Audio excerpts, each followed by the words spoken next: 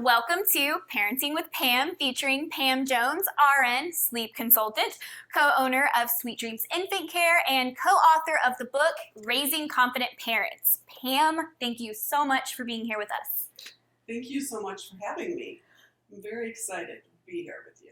Good. So I was about 5 months postpartum when I first read this book, and y'all, it was pretty much a game changer for us. I think I was annoying my husband because every 5 seconds I was like, babe, remember at 4 months when I had that thing? This is what that is. And he'd be like, you're not pregnant anymore. I'd be like, I know, but you don't understand. But just the information that you put in the book, from pregnancy to birth to even postpartum, is just truly incredible. So can you share with us a little bit about your background, what drove you to write the book, and you're starting a new company, aren't you? Yeah, so it's been very busy.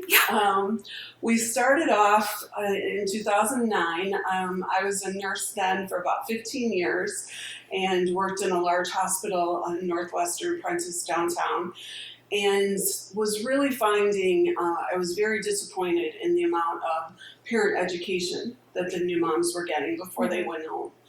And so it was such a busy hospital. The nurses, they really didn't have time. And they had laid off our lactation consultants, so the moms weren't getting any support with breastfeeding. And so it was just really getting frustrating for me as a nurse. That's not the kind of nursing I wanted to do. So some of my patients were asking me, will you come home with me? Will you be my baby nurse? And I'm like, what is a baby nurse? And I went home and told my kids that were teenagers, and they're like, you wouldn't let us do that. You wouldn't let us go into a strange person's house and spend the night there and then come home with money. That sounds a little shady. And so I was like, yeah, you're right. Then some doctors started asking me, would you ever go home with a sick mom or a sick baby so that they could be discharged? And so it was kind of funny and ironic that the patient I was taking care of was very sick. And she asked me, would you come home with me? Would you be my baby nurse? And I'm like, okay, sure. So the grandparents drove me home after my shift from the hospital, and I got to take care of her and her medical needs, and then was her first baby, so I got to take care of the baby and really teach her in a very relaxed environment. And I was like, oh my God, this is amazing. I can really teach you. And, in the hospital, you have so many visitors. You're so overwhelmed that anything you are being taught is kind of going in one ear and out the other. So her name is Katie, and I'm still in contact with her now, my very first client. And she said, you have got to open a business. And I said, Katie, are you crazy? I can't even balance my checkbook. And I said, I just want to take care of babies. And she's like, no, you have to open a business. So that was 10 years ago. And my sister, Pat Porey, she was retired and having way too much fun traveling. And I said, all these moms are calling me. I was the only registered nurse in Chicago that was doing it at the time. And all these moms are calling me, and they're so exhausted and they're crying, and I could not say no to them. So I was working doubles and triples and got a little out of hand. So I said, we'll just hire a couple people to help me. And pretty soon that couple people went to about 50 in Chicago. And then I moved to Dallas to be by my granddaughter. So then we opened there. And so we really found that so many people did not have the help and support that they needed, where they, had moved to from work. They didn't have their family. There was no such thing as a village anymore. So we really became their village. We'd come there the night they came home from the hospital, teach them everything they needed to know, and put them to bed. And they were like, wow, this is the greatest thing ever. And now even when I tell people, they're like, where were you 10 years ago? Or my kids are 30 and 35. So where was I 30 years ago? Because I didn't have a clue. And I did everything wrong, which I do share with all my clients. And all the the books that are out there, they're 500 pages. No one has time to read them. And if you do read them, they all say something different. It's so confusing. It's even like the nurses in the hospital. The things that they would say, it would be really confusing to the parents because one would say, do it this way. No, one would say, do it that way. So my sister Pat, it was really on her bucket list to write a book someday. And we had already written a 400-page manual for our baby nurses to read and take a test on.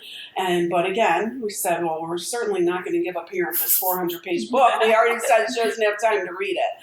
So we thought, what if we wrote a book with just the basics, just tips from other parents, our baby nurses, our own experiences, and just kind of try and really make it basic, the tips that they really need, something that they might not know about to help them, in an easy to read form and, really help them get the information that they need and not all the medical jargon that they really don't understand anyway. Mm-hmm.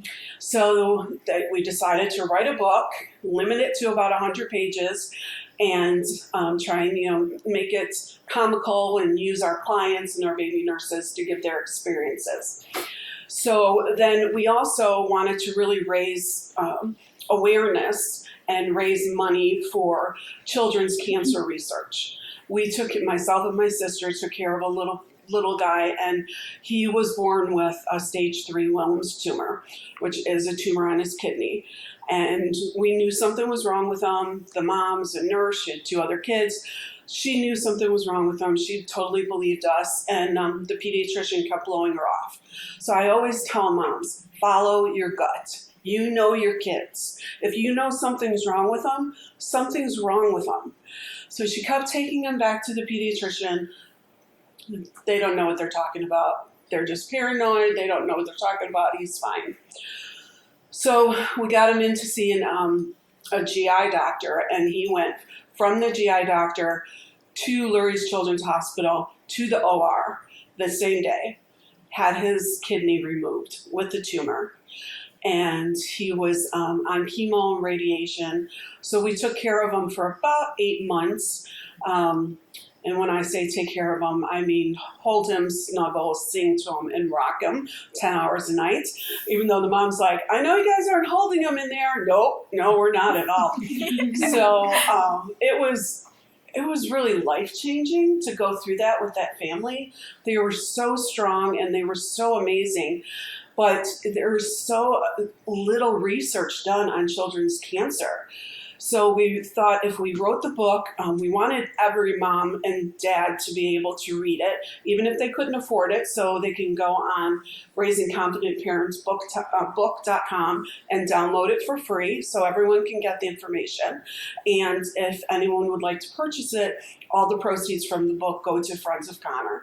So there is a great foundation that his family started at Lurie Children's Hospital, and all the money goes for children's cancer research. So we're really proud of that. And then since we weren't quite busy enough, I decided that I wanted to branch off of Sweet Dreams and really focus on healthy sleep for infants and toddlers. So many parents both have to work, they're exhausted. Again, there's 100 books out there on how to sleep train your baby. They all say something different, and nope, the parents are too exhausted to even try and read them. So we really focused on limiting a plan that is specific to that baby and those parents' needs. So Sweet Dreams Little Ones is going to be opening soon. We're already taking cases. You can call 708-822-0059 if you're having any trouble with your baby or your toddler's sleep. And we're going to really try and focus on that also. Okay, so let's just start from the beginning. Pregnancy. Pregnancy can be a really exciting time for growing families, but the truth is it can actually be really scary at the same time. So what advice can you offer for parents as they're preparing to welcome their little one in the world? Sure. So a lot of times, I'll tell parents they want to pack early just because you never know when the little one's going to show up. And you want to be really organized. You want to pack things for everybody. You want to take a practice drive to the hospital because your partner may be a bit nervous on the way there and get lost. And so you want to be really comfortable where you go in. You want to take classes ahead of time, whether you're going to take infant care classes, breastfeeding classes, sibling classes. Get those classes in early so that you really feel like you're prepared. Is there anything that can happen during pregnancy that a woman, may not expect or may not understand? Yes, there is. In the book, we have a lot of normal topics that everybody has, nausea, sore breasts, but there are some things that parents, aren't really looking at or might be surprised to know that sometimes at the beginning of your pregnancy, you may have some spotting. And of course, that scares us all. But some spotting is normal when there's implantation takes place. So when you are spotting, try not to get really nervous at first. Call your doctor and make sure you tell them exactly how much you're spotting, how often, and when it goes away. So that's something that people are really, moms aren't prepared for. Also, the hormones can maybe make us a little moody. So just sometimes. So, if we talk to our partner about that early, it might not be so shocking, but there's a lot of things going on inside. And, even though you have planned this, this pregnancy, and, a lot of people now, especially these days, are going through infertility problems. And so that's a whole new host of problems and worries that we didn't really go through that much, 30 years ago. And so we really have to deal with a lot more hormones when women are going through infertility and taking extra hormones, if they're doing IVF, different processes. So, there has to be a lot more support for women and families that are going through infertility, because we just assume, when I was 18, I got pregnant like that, no problem. But, families are not having that type of success now. A lot of women, are feeling like they have to climb their employee ladder, get to the top before they can start their family. And so, that may be causing a little bit more problems with infertility. So I don't think that they're prepared at all for the prospect of when we decide, okay, we want to have a family, that it not working the way that it does when you're 18. And so those women and families, because it really does affect the whole family, going through a lot more hormonal changes. Something I really like to mention, because people don't know about it or don't think about it, is, most people have nausea or morning sickness when they're pregnant. But there are a special group of us that go through severe morning sickness called hyperemesis. They really don't know what it's caused by. They say, oh, you have a high level of HCG, your baby's so healthy. And as you are puking your guts out 24 hours a day, you're like, yay, yay, thanks. Maybe just a little less healthy. Just a little. When I had my son 35 years ago, I threw up one time. It was in the middle of a bunch of construction workers, but it was just once. And with my daughter 30 years ago, I threw up 24 hours a day for 8 months. And I started, I think, the day the stick turned blue. And it really was not understood at all then. And every time I was admitted to the hospital, about 6 times, and every time I went in, I would have a psych evaluation. Because at that time, they were convinced it was all in your head. And they would come in and they'd give me the same talk. Are you being hurt at home? Are you, did you not want this baby? And I'm like, I was 18 when I had my son, and it was not the greatest situation. And I threw up once. This is a very planned baby. I'm in a great marriage. No one's hitting me. I swear this is not in my mind, because I would stop it. I'm sick. I can't stop throwing up. But they really did not believe it. And now, thankfully, it is a known diagnosis, hyperemesis. But, they would really come in and they would shame you. Oh, you're back again. Oh, yeah, because this is where I want to be. And you couldn't stop throwing up, huh? Like, no, I didn't even try. I was either yes or no. I picked yes. And they would just, they really gave you a hard time. So now if you do know, I know that everyone still, I'm sure there's people out there that still think it's in your brain.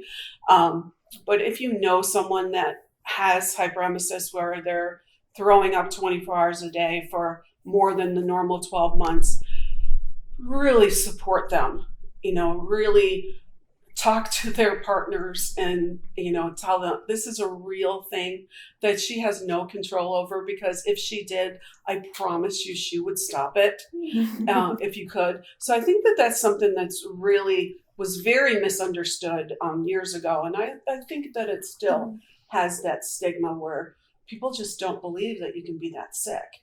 And I'm here to tell you, I really was that sick. How would one of my daughters go about finding a decent pediatrician? So there's a lot of great pediatricians out there, but everybody has different needs and things that are important to them with their pediatrician. So I tell people to, ask their friends, ask their family, go on mom's Facebook groups and mom support groups, and ask for, different options and, close to them. So it's really nice when you don't have to drive an hour to see your pediatrician, because you do have to go there a lot, especially at the beginning. But I always tell them, don't just take a family member's pediatrician and that's set, because you may totally want something different than what I'm looking for in a pediatrician. So I tell people to interview at least 3 pediatricians and write down what's really important to you. Is it their hours? Is that they're open on Saturday? How many patients do they see in a day? How much time do they utilize to see a patient and answer their questions? And I always tell people to write down your questions before you go see a pediatrician, because as soon as you get in there, they'll say, what's going on? Oh, everything's fine. And at home, you've got a notebook, with all these questions. They're like, okay, great, see ya in 2 months. So I always tell them, write down your questions. But when they go and interview them, which they're happy to interview, try and see what meets up with their needs, what's going to make them most comfortable with them. So there are so many products available for our nurseries. Are there any specific items you suggest that we include? Sure, I definitely have some favorites that I'll show you, but I want to tell you, you don't have to spend a fortune on your nursery. And things that cost more does not necessarily mean that they're a better product. Talk to other people. I mean, there's some really expensive products out there that you may feel like you must have that the babies don't even like. I tell people, don't spend a lot of money on a fancy bassinet, because the babies will hate them no matter how much you spend on them. So, you're going to have things, you're going to have so many clothes, because you'll buy a ton. Everyone, grandparents, everyone will buy a ton of clothes. And everyone seems to buy them in the same size. So what I tell people is don't take the tags off. And what really helped me and a lot of my clients is I would use underbed boxes under the cribs. And I would have, if the baby's tiny, I'd have preemie clothes in their crib. And then when I got 0 to 3 months, I'd have them in the underbed box marked. And then 3 to 6 months, 6 to 9 months. And then as you get rid of the preemie clothes that are too small. You put them right in the underbed box that are too small, and you take out the 0 to 3 months. Otherwise, you end up having all these clothes in different sizes, and they never wear them. And they're expensive. And so you really want to, I even got as crazy with my clients is when I do the laundry, I put the clean clothes under the dirty clothes, not dirty, but under the clothes that are in the dresser, because otherwise you're always putting them on top. You're always grabbing the same outfits. And then all of a sudden you're like, oh, this was so cute, and now it doesn't fit them anymore.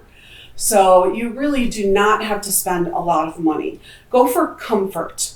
Do not buy anything that has snaps on it.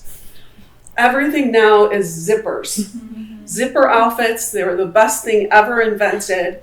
They even have some outfits now that have magnets, but I like the zippers better because still in the middle of the night, you're kind of not able to get the magnets to quite line up. So the zippers are great. So no more snaps.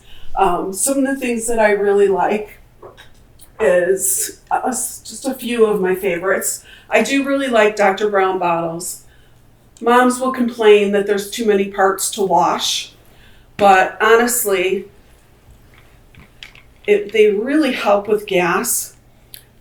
It's, it is these parts, but you can get a Dr. Brown little contraption that you put everything in washed, and you put it in the microwave, sterilizes them. And you can even put them in the dishwasher. Don't buy a lot of 4-ounce bottles though, because they are out of them so quickly. And so go ahead and buy the 8-ounce bottles. So I do really like the Dr. Browns. One of my other favorite is everyone likes to swaddle their baby.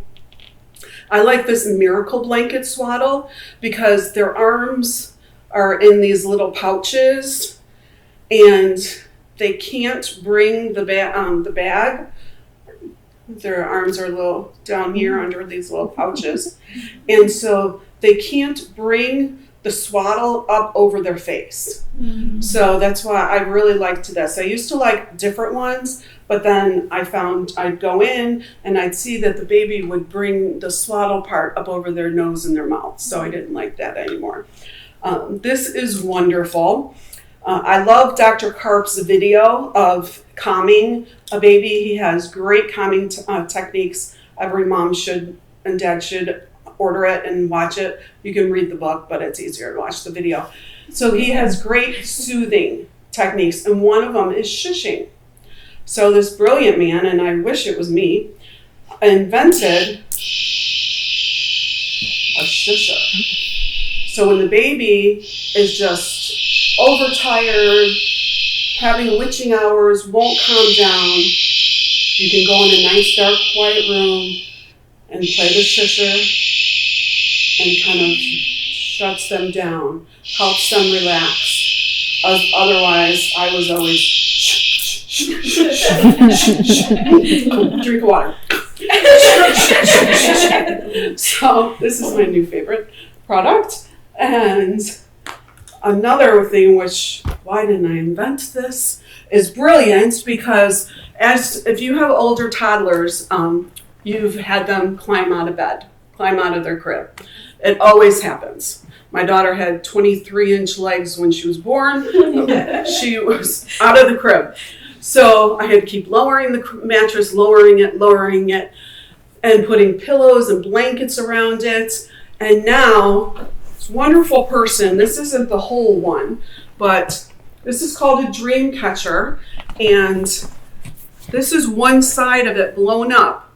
And then the crib goes in the middle, and it has 3 or 4 other sides. So when the baby jumps out of bed, they fall on the blow-up mattress, which is genius. Because there are a lot of babies that do get injured falling out of their bed. And you can keep them in their crib a little bit longer, because I am all for keeping them in their crib as long as possible. Because if they're too young and you're trying to get them in a toddler bed, they have way too much freedom to climb out of that bed and come in your room. So get a tent over the top, do whatever you have to, get a dream catcher, and keep them in their crib as long as possible.